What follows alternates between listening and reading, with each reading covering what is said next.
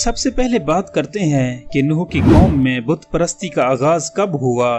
ناظرین، حضرت آدم علیہ السلام اور نوح کے درمیان 1000 سال کا فاصلہ ہے، یعنی حضرت آدم علیہ السلام کی تخلیق کے 1000 سال بعد حضرت نوح علیہ السلام پیدا ہوئے۔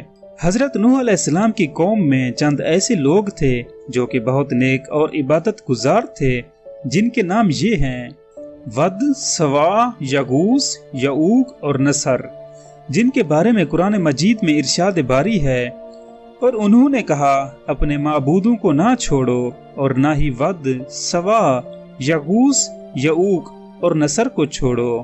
ناظرین، جب یہ نیک بندے اس دنیا سے رخصت ہو گئے تو شیطان نے حضرت نوح کی قوم کے دل میں یہ بات ڈالی کہ جن جگہوں پر یہ نیک لوگ بیٹھا کرتے تھے تم لوگ ان کے نام کے مجسمے بنا کر انہی جگہوں پر رکھ لو تاکہ تمہارے دلوں میں ان کی یاد تازہ رہے۔ قوم نوح نے ایسا ہی کیا، لیکن اس وقت ان بتوں کی پوجا پاٹ نہیں کی تھی۔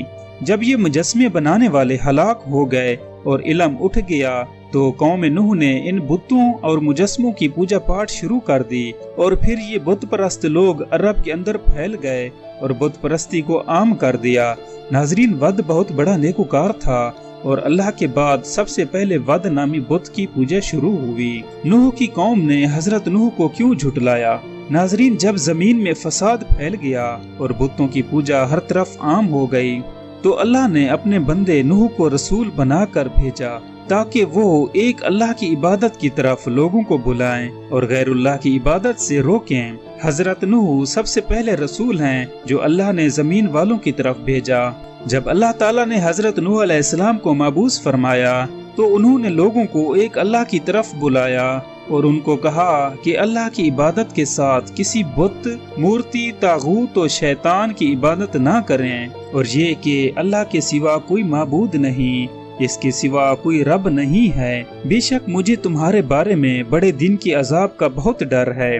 نوح کی قوم میں جو سردار تھے وہ کہنے لگے کہ ہم تمہیں صریح گمراہی میں مبتلا دیکھتے ہیں۔ نوح نے فرمایا، اے قوم، مجھ میں کسی طرح کی گمراہی نہیں ہے، بلکہ میں تمہارے پروردگار عالم کا بھیجا ہوا ہوں، تمہیں اپنے رب کا پیغام پہنچاتا ہوں اور تمہاری خیر خواہی چاہتا ہوں، اور مجھے خدا کی طرف سے ایسی باتیں معلوم ہیں جن سے تم بے خبر ہو۔ نوح کی قوم کے سردار کہنے لگے کہ ہم تمہیں اپنے جیسا آدمی دیکھتے ہیں اور یہ بھی دیکھ رہے ہیں کہ تمہارے جو پیروکار ہیں وہ ہم میں سے ادنا درجے کے لوگ ہیں، اور ہم تمہیں جھوٹا خیال کرتے ہیں۔ قرآن میں ارشاد ہے، اے میری قوم، بے شک میں تمہیں صاف ڈرانے والا ہوں، اللہ کی عبادت کرو اور اس سے ڈرو اور میری اطاعت کرو۔ تو حضرت نوح علیہ السلام نے اپنی قوم کو مختلف طریقوں سے دعوت دی، ان کو دن اور رات پوشیدہ و ظاہر اور ترغیب و ترہیب کے ساتھ اللہ کی طرف بلایا، لیکن یہ لوگ اپنی گمراہی اور بتوں کی پوجا پاٹ پر اڑے رہے۔ وہ ہر وقت اور ہر لمحے نوح علیہ السلام کی مخالفت کرتے رہے اور ان پر ایمان لانے والوں کی تذلیل و توہین کرتے رہے، کبھی جلا وطن کرنے کی دھمکی دیتے تو کبھی سنگسار کرنے کی۔ حضرت نوح نے کشتی کیوں بنائی؟ ناظرین، جب حضرت نوح علیہ السلام کی قوم نے انہیں جھٹلایا تو اللہ نے وحی بھیجی کہ اے نوح، تیری قوم میں سے جو ایمان لا چکے ہیں ان کے سوا کوئی اور ایمان نہیں لائے گا، تو جو یہ کام کر رہے ہیں ان کی وجہ سے تم غم نہ کھاؤ، اور ایک کشتی ہمارے حکم سے ہمارے روبرو بناؤ، اور جو لوگ ظالم ہیں ان کے بارے میں ہم سے کچھ نہ کہنا، کیونکہ وہ ضرور غرق کر دیے جائیں گے۔ تو نوح علیہ السلام نے کشتی بنانا شروع کر دی۔ جب ان کی قوم کے سردار ان کے پاس سے گزرتے تو ان کا مذاق اڑاتے تو نوح علیہ السلام کہتے، جیسا تم ہم پر مذاق کرتے ہو ٹھیک اسی طرح ایک دن ہم بھی تمہارا مذاق اڑائیں گے اور تم کو جلد معلوم ہو جائے گا۔ اللہ نے نوح علیہ السلام کی نافرمان قوم پر عذاب نازل کرنے کا فیصلہ فرمایا، اور اسی لیے نوح علیہ السلام کو کشتی بنانے کا حکم دیا اور فرمایا کہ اپنے اہل ایمان اور ہر جانور، چرند پرند کا ایک ایک جوڑا یعنی نر اور مادہ اپنی کشتی میں سوار کر لینا، باقی سب کو تباہ کر دیا جائے گا۔ حضرت نوح علیہ السلام کی کشتی کتنی بڑی تھی؟ ناظرین، بعض علماء نے لکھا ہے کہ اللہ نے حضرت نوح علیہ السلام کو حکم دیا کہ زمین میں ایک درخت لگاؤ تاکہ وہ تیار ہو جائے تو اس سے کشتی بنائی جائے۔ نوح علیہ السلام نے اللہ کے حکم کے مطابق درخت لگایا اور اس کے تیار ہونے میں 100 سال لگے۔ بعض علماء کا کہنا ہے کہ وہ درخت ساگوان کا تھا، جبکہ بعض کا کہنا ہے کہ وہ صنوبر کا درخت تھا۔ ناظرین، کشتی کی لمبائی 300 ہاتھ سے لے کر 2000 ہاتھ تک بتائی جاتی ہے، جبکہ چوڑائی 50 ہاتھ سے لے کر 1000 ہاتھ تک بتائی جاتی ہے، اور اس کی بلندی 30 ہاتھ تک بتائی جاتی ہے۔ اور وہ کشتی 3 منزلوں والی تھی اور ہر منزل 10 ہاتھ اونچی تھی۔ نچلا حصہ چوپایوں اور جنگلی جانوروں کے لیے تھا اور درمیانی حصہ انسانوں کے لیے تھا، اور سب سے اوپر والا حصہ پرندوں کے لیے مخصوص تھا۔ سب سے پہلے کون سا جانور داخل ہوا؟ ناظرین، حضرت نوح علیہ السلام نے جب سب کو کشتی میں سوار ہونے کا حکم دیا تو سب سے پہلے پرندوں میں سے طوطا سوار ہوا، اور سب سے آخر میں جانوروں میں سے گدھا سوار ہوا، اور ابلیس گدھے کی دم پکڑ کر کشتی میں سوار ہو گیا۔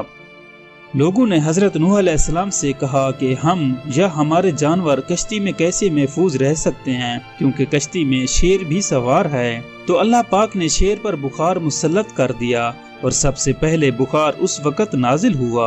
ناظرین، جب نوح علیہ السلام نے اپنے اہل ایمان اور چرند پرند اور جانور کشتی میں سوار کر لیے تو اللہ پاک نے آسمان کو حکم دیا کہ پانی برسائے، اور زمین کو حکم دیا کہ اپنے اندر کا پانی باہر اگلنا شروع کرے۔ تو اس روئی زمین پر اتنا پانی بھر گیا کہ زمین پر موجود پہاڑ بھی پانی میں ڈوب گئے، اور قوم نوح کے نافرمان لوگ بھی اس میں غرق کر دیے گئے۔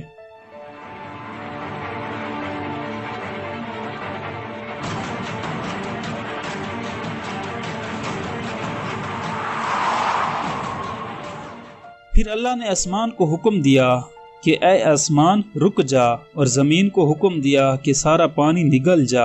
ارشاد باری ہے، اور کہا گیا اے زمین اپنا پانی نگل جا، اور اے آسمان رک جا، اور پانی خشک کر دیا گیا، اور کام پورا کر دیا گیا، اور کشتی جودی پہاڑی پر جا رکی، اور کہا گیا ظالم قوم پر لعنت نازل ہو۔ ناظرین، جب طوفان تھم گیا اور زمین سے پانی خشک ہو گیا تو اللہ نے نوح علیہ السلام سے فرمایا اب سب لوگ اور جانور اور چرند پرند کشتی سے باہر اتر آؤ اور کھاؤ پیو اور اپنی نسل کو آگے بڑھاؤ۔ ناظرین، اس طرح سے آج کے دور میں موجود انسان، جانور اور چرند پرند یہ سب وہی ہیں جو کہ حضرت نوح علیہ السلام کی کشتی میں سوار ہوئے تھے اور طوفان سے بچ نکلے تھے۔ ناظرین، امید ہے میری یہ کاوش آپ کو پسند آئی ہوگی اور آپ بھرپور میری ویڈیو کو لائک اینڈ شیئر کریں گے۔